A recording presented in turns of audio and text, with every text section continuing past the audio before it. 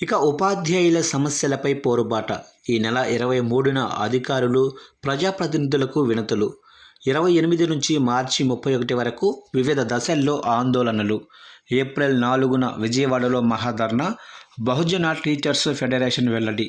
ఇక చంద్రబాబు కూటమి ప్రభుత్వం ఏర్పడి 2 ఏళ్లు పూర్తి కావస్తున్నా ఉద్యోగ, ఉపాధ్యాయుల సమస్యలు పరిష్కరించకుండా కాలయాపన చేస్తున్నారని బహుజన టీచర్స్ ఫెడరేషన్ రాష్ట్ర అధ్యక్ష ప్రధాన కార్యదర్శులు భూపతి రామారావు, అలాగనే చిట్టేటి రమేష్ ఆక్షేపించారు.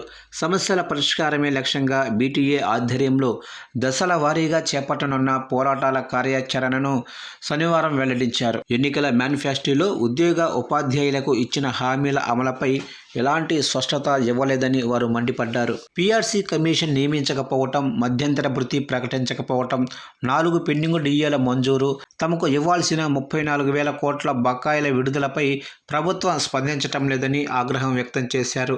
ఇక వీటితో పాటు ఆర్థిక, విద్యారంగ సమస్యల పరిష్కారం కోసం ప్రత్యక్ష ఆందోళనకు కార్యాచరణ ప్రకటించారు.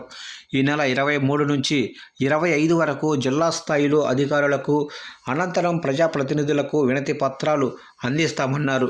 అనంతరం ప్రత్యక్ష ఆందోళనలు చేపడతామని వెల్లడించారు.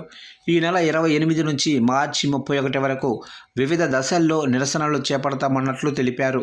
అప్పటికి ప్రభుత్వం స్పందించకపోతే ఏప్రిల్ 4వ తారీఖున విజయవాడలో మహాధర్నా నిర్వహిస్తామని పేర్కొన్నారు.